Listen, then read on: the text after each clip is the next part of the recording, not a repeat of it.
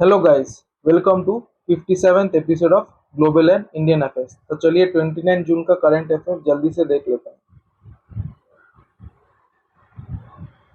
सबसे पहला इवेंट क्या है? International day of the tropics 2023 कब ऑब्जर्व किया गया था? 29 जून को।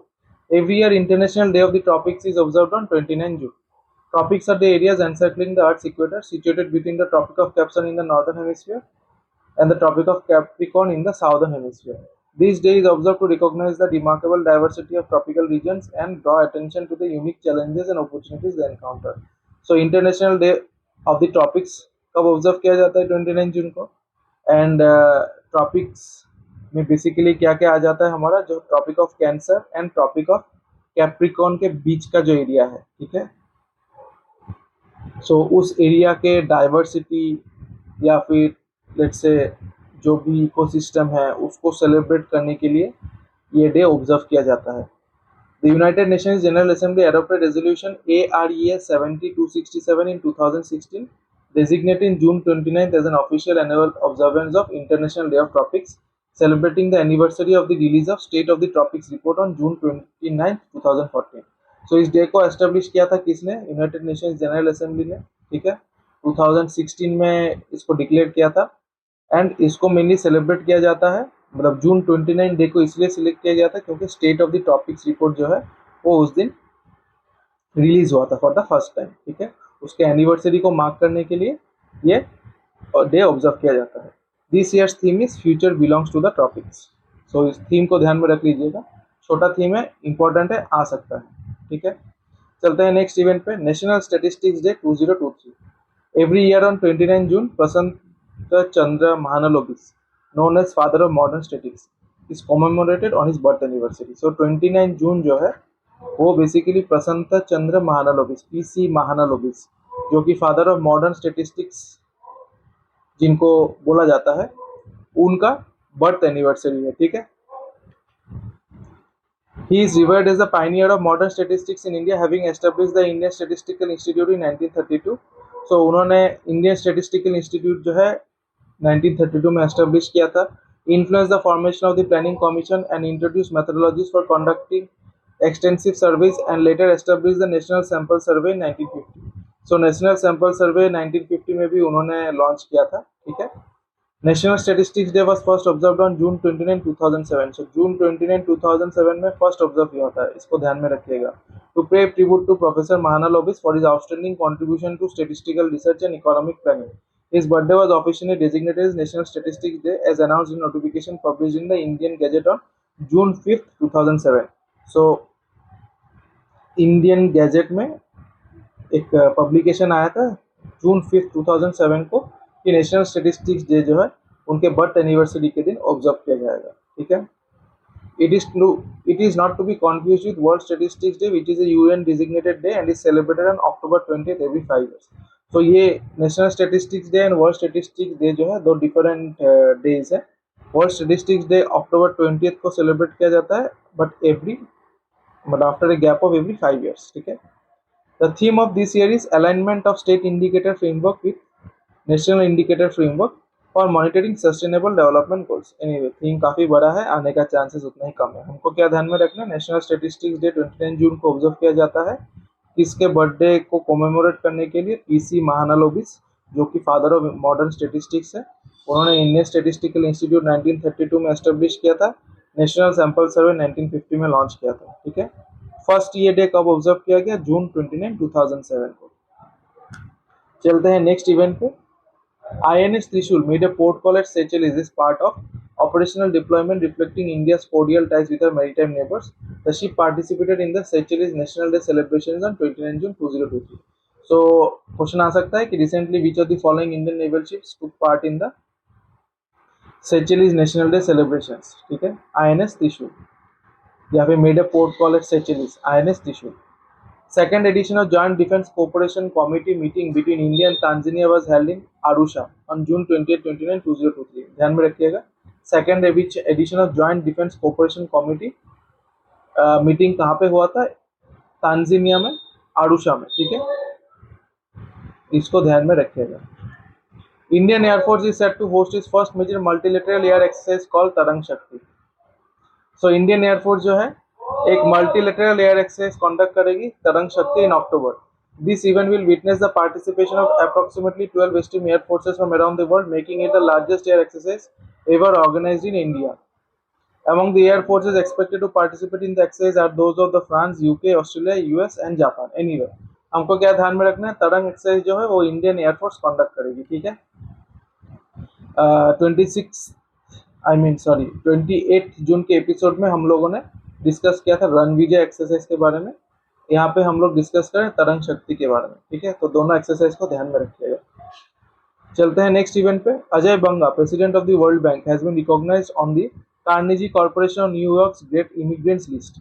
सो Carnegie Corporation of New York's great immigrant list जो है उसमें अजय बंगा को रिकॉग्नाइज कर दिया गया है for his contributions to American democracy. He is the only honoree from India in this year list. So question आ सकता है, who among the following was the only honoree from India to feature in the Carnegie Corporation of New York's Great Immigration List? Ajay Banga. ठीक है. This year the corporation honored 35 individuals from 33 countries and a wide range of backgrounds. The Great Immigrants Initiative is a tribute to the legacy of Andrew Carnegie, a Scottish immigrant who found success in America, contributed enormously to his adopted country, and inspired others to do the same. So Andrew Carnegie जो कि एक Scottish immigrant थे US में. ठीक है, उन्होंने ये start किया था और उन्होंने खुद ह्यूज कंट्रीब्यूशन किया था अमेरिका के लिए. ठीक है, तो इसीलिए इस अवार्ड को भी या फिर इस ऑनर को भी इंस्टीट्यूट किया गया था उन्हीं के मेमोरी में. Some of the other honorees include Vietnamese born Academy Award winning actor Ke Huy Quan, Chilean born actor Pedro Pascal, Director General of World Trade Organization, Nigerian-born Gozi Okonjo-Iweala, U.S. Congressman Ted Lieu, who was born in Taiwan, Grammy Award-winning singer and UNICEF Goodwill Ambassador Angelique Kidjo, was born in Benin, Polish-born Professor Emeritus Chemistry, Cornell University, and Nobel laureate Roald Hoffmann, Guido Immens, born in the Netherlands and Professor of Economics, Stanford University, and Nobel laureate. Anyway, हमको ध्यान में अजय बंगा के बारे में ज़्यादा रखना है. ठीक है, क्योंकि वो इंडिया को रिप्रेजेंट करते हैं. चलते हैं नेक्स्ट इवेंट पे. In Ladakh 2-day annual Hemis monastery festival also known as Hemis Tsechu, Hemis monastery festival या फिर हेमिस सेचू लद्दाख में कंडक्ट किया गया. ठीक है, which are celebrated with great religious fervor and gaiety from 28 to 29 June. Situated in the city of Leh, the Hemis Gompa मतलब एक monastery है, Hemis monastery. The biggest monastery in Ladakh celebrates the Hemis Sechu festival. ठीक है, सो ले में situated है हेमिस गोम्पा जो Hemis Tsechu festival को सेलिब्रेट करती है. ठीक है, ज्ञान fairs, performance of sacred mask dance and exhibition of thangka और मुरल पेंटिंग. सो थनका और मुरल पेंटिंग कौन से फेस्टिवल के साथ एसोसिएटेड है? Hemis monastery festival. ठीक है, was held to mark the occasion of birth anniversary of Guru Padma Sambhava. So Guru Padma Sambhava का बर्थ एनिवर्सरी को सेलिब्रेट करने के लिए भी ये हेमिस मोनेस्ट्री फेस्टिवल ऑब्जर्व किया जाता है. ठीक है, गुरु पद्मा संभव को गुरु रिनपोचे के नाम से भी जाना जाता है. It is celebrated on 10th day of the lunar Tibetan calendar.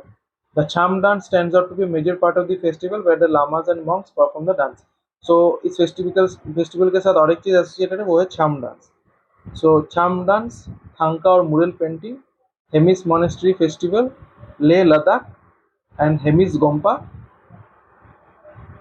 ठीक है, सो ये कुछ टर्म्स आप ध्यान में रखिएगा. चलते हैं नेक्स्ट इवेंट पे. नेशनल इंश्योरेंस अवेयरनेस डे 2023 कब ऑब्जर्व किया गया? 28 जून को. National insurance awareness day celebrated on June 20th every year in India to make people aware of the benefits of investing in an insurance plan. Okay, so national insurance awareness day June 20th को observe किया जाता है to make people aware of benefits of investing in an insurance plan. Okay, national insurance awareness day was launched in 2010 by the National Association of Insurance Commissioners, an association of insurance commissioners from 50 United States, 5 US territories and District of Columbia. So basically ये चीज़ जो है US में observe किया जाता है, but अभी nation मतलब India में भी ऑब्जर्व किया जाता है. ठीक है, बट इसका ओरिजिन जो है वो यूएस से ही बोला जा सकता है. तो 2010 में यूएस में लॉन्च किया गया था. In its annual survey, Bajaj Capital Insurance Broking Limited surveyed 4,000 individuals in Tier 2 and Tier 3 cities in a span of 6 months, aiming to understand insurance preferences, perceptions, and knowledge among residents. It is revealed that 30% of respondents in tier 2 and tier 3 cities currently own insurance policies. Among the various insurance types, motor insurance emerges most common with ownership of 60% for two-wheeler. So maximum लोग जो है motor insurance ही लेते हैं, ठीक है। Obviously vehicles का requirement ज़्यादा होता है, अभी व्हीकल्स को इंश्योर कराने के लिए तो मोटर इंश्योरेंस लेना ही पड़ेगा, ठीक है। सो 60% टू व्हीलर होते हैं, 35% two wheeler with ownership of 60% for two-wheeler, 35% for two-wheeler insurance, and 5% for commercial vehicle insurance.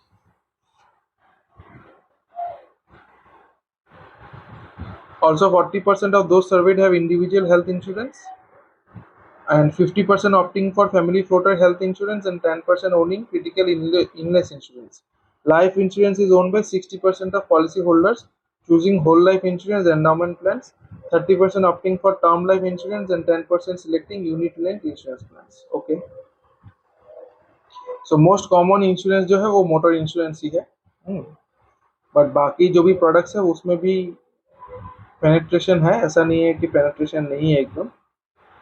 Survey findings reveal that only 10% of respondents currently own property insurance, while travel insurance and business insurance have ownership rates of 5% each. Additionally, agricultural crop insurance has the lowest ownership rate with just 2% of respondents having such coverage. So agricultural crop insurance जो है वो सबसे lowest owned insurance है, ठीक है। Anyway ये सर्वे का study तो हमको उतना ध्यान में नहीं रखना है, हमको ध्यान में रखना है नेशनल इंश्योरेंस अवेयरनेस डे 28 जून को ऑब्जर्व किया जाता है, ठीक है।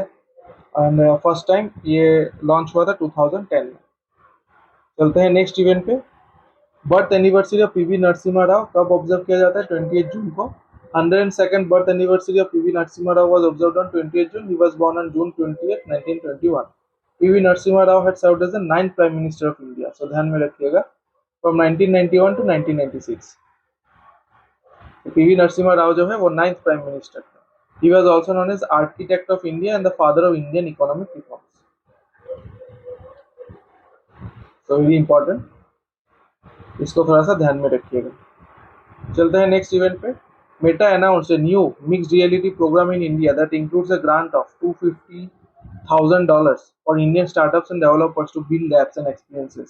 The fund seeks to nurture innovation and build an ecosystem of extended reality technologies in the country.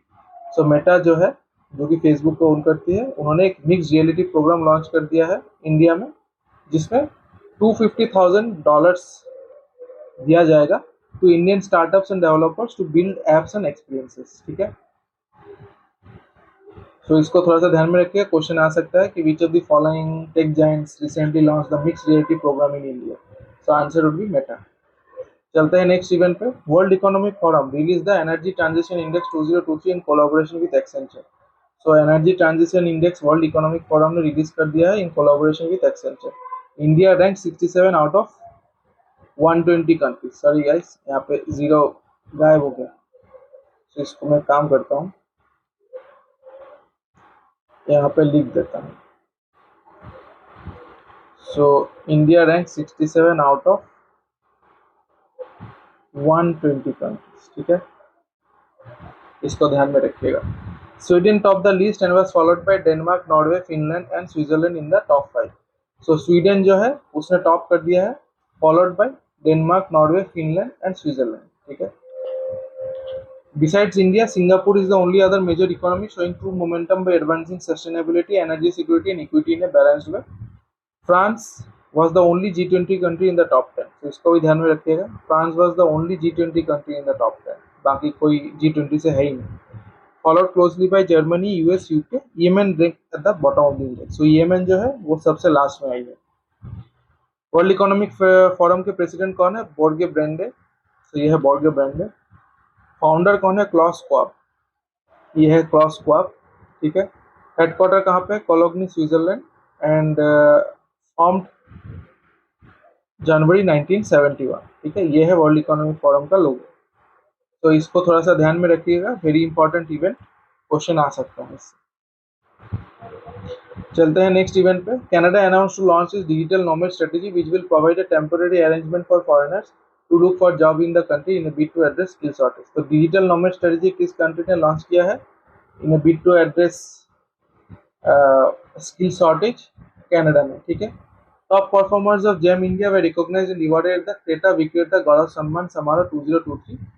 Ministry of health and family welfare won the Kreta Vikreta Gaurav Samman Samaroh 2023। So ministry of health and family welfare ने जो है उसने जीत लिया है Creta Vikreta Gaurav Samman Samaroh 2023। तो इसको थोड़ा सा ध्यान में रखिएगा, ठीक है। क्वेश्चन आ सकता है कि which of the following ministries recently one the Kreta Vikreta Gaurav Samman Samaroh 2023। Answer is ministry of health and family welfare.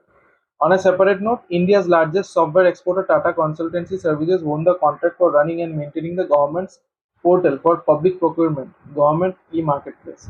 So GEM का जो पोर्टल है उसको रन करने के लिए TCS को कॉन्ट्रैक्ट मिल गया है, ठीक है। इससे पहले जो है Infibeam, intellect design arena and Infibeam ये दोनों कंपनी मिलके जेम पोर्टल को संभालती थी, अभी TCS संभालेगी, ठीक है। चलते हैं नेक्स्ट इवेंट पे, काफी इंपॉर्टेंट इवेंट है। Reserve bank of India release the 27th issue of the financial stability report which reflects the collective assessment of the subcommittee of the Financial Stability and Development Council on risks to financial stability and resilience of the Indian financial system। Reserve bank of India जो है उसने release कर दिया 27th issue of the financial stability report, so first half of 2023, ठीक है, which reflects the collective assessment of the subcommittee of FSDC on risk to financial stability and resilience of Indian financial system। Reserve Bank of India tracks systemic risks to its financial stability reports every half year। So Reserve Bank of India जो है इन reports में basically publish करती है कि मतलब ये half yearly publish होता है एंड ट्रैक करती है जो सिस्टेमिक रिस्क है, ठीक है, जिसके अंतर्गत दो तरीके के इंडिकेटर्स होते हैं, एक बैंकिंग स्टेबिलिटी इंडिकेटर और एक होता है आपका overall financial system stress indicator, ठीक है। सो दो इंडिकेटर इसमें ट्रैक करती है। The report mentioned that BSI continued to improve on the back of higher profitability and asset quality while overall stress in the financial system eased in Q4 of 2022-23। So BSI जो है वो भी positive outlook दे रही है and जो FSSI है वो भी पॉजिटिव आउटलुक दे रही है, ठीक है। Overall, the SCBs seem stable. The GNPA ratio had fallen sharply. So SCBs मतलब scheduled commercial banks. So उनका जो current status है वो stable है। GNPA जो है gross NPA non performing assets, ठीक है, वो आपको पता ही होगा, from 11.5% in 2018 to 3.9% in 2023। So काफी reduce हुआ है। Return on assets जो है वो काफी बेटर हुआ है, -0.2% से 1.1% हुआ है, ठीक है। एंड क्रार जो है capital to risk weighted assets ratio वो भी काफी इंप्रूव हुआ है, मतलब एक रिकॉर्ड बना दिया है 17.1% का। सो इसको थोड़ा सा ध्यान में रखिएगा। Reduction in the GNP ratio was to a large extent made possible by a write off bad debts rather than recoveries. Write offs found nearly 29% of the gross NPAs as of March 2023। अच्छा, so GNP ratio जो reduce किया है वो basically right offs के वजह से reduce हुआ है, ठीक है, जो कि नियरली 29% ऑफ ग्रॉस NPAs, जिसका मतलब टोटल वैल्यूएशन है जितना राइट ऑफ हुआ है NPA वो 29% ऑफ टोटल NPA, ठीक है। Anyway, stress reserves done by it revealed that banks were well capitalized and could absorb macroeconomic shocks over a 1 year horizon। तो stress test मतलब FSSI जो किया गया है तो उसमें भी बोला गया है कि एक साल तक बैंक्स जो है वेल कैपिटलाइज्ड हैं, ठीक है, एक साल का स्ट्रेस हैंडल करने के लिए banks are well capitalised. Under the baseline scenario aggregate CRAR of 46 major banks was projected to slip from 17% in March 2023 to 16.1% by March 2024। In a medium stress scenario, this could go down to 14.7% and to 13.3% under severe stress। So low stress में 17 से 16.1% जा सकता है, जबकि medium stress में 14.7% तक जा सकता है एंड सीवियर स्ट्रेस में 13.3% तक जा सकता है। The GNP ratio under the baseline scenario of all SCBs could improve to 3.6%, while under medium stress and severe stress scenarios it could rise to 4.1% and 5.1%, ठीक है। जो GNP सिनेरियो है उसमें बोला जा रहा है कि जो लोअर स्ट्रेस में 3.6% मतलब फर्दर इम्प्रूवमेंट दिखा सकती है, 3.9% से 3.6% जा सकती है। अगर आपका मीडियम स्ट्रेस या सीवियर स्ट्रेस कंडीशंस रहा देन 4.1% से 5.1% तक वेरी कर सकती है, ठीक है। Credentials of NBFCs remain robust with CAR at 27.5% and GNP ratio of 4.3% in March 2023.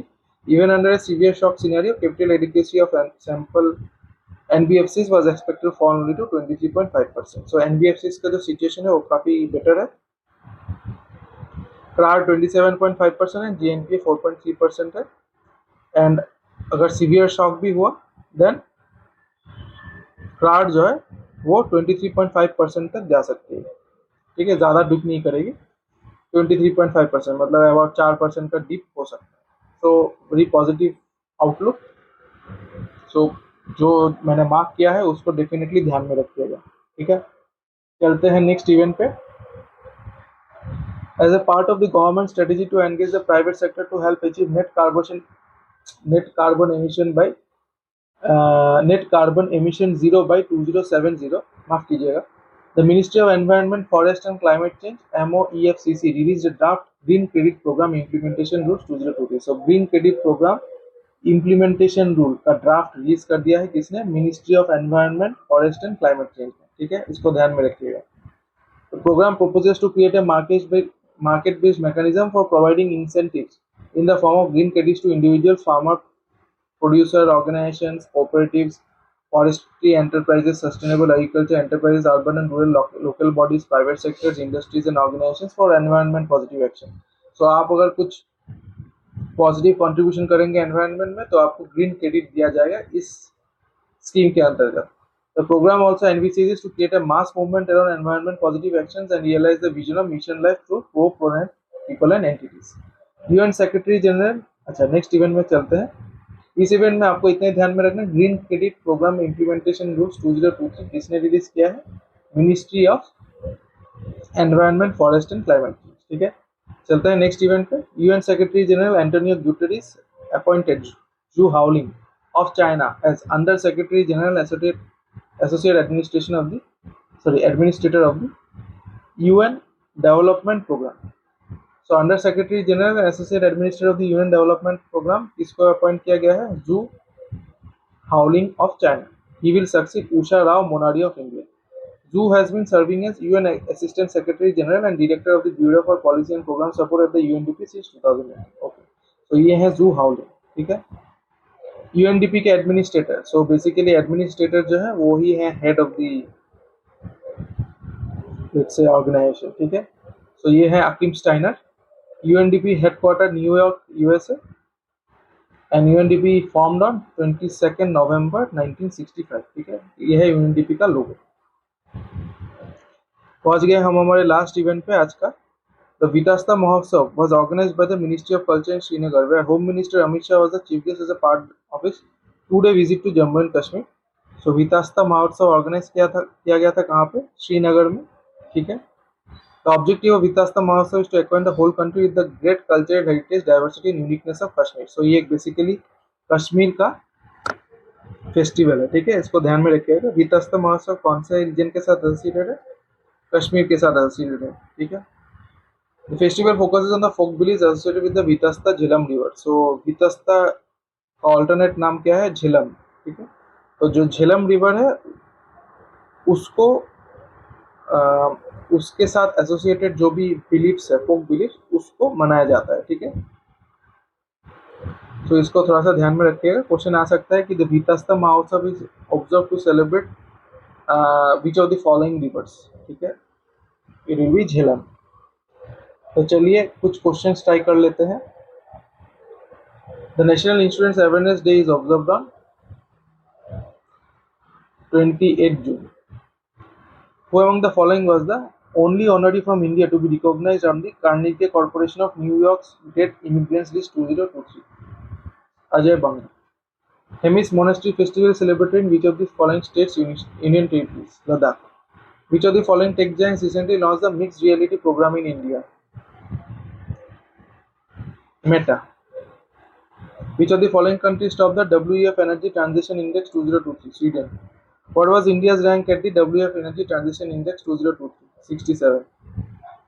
Which of the following countries recently announced to launch digital nomad strategy in a bid to address skill shortage in the country? Canada.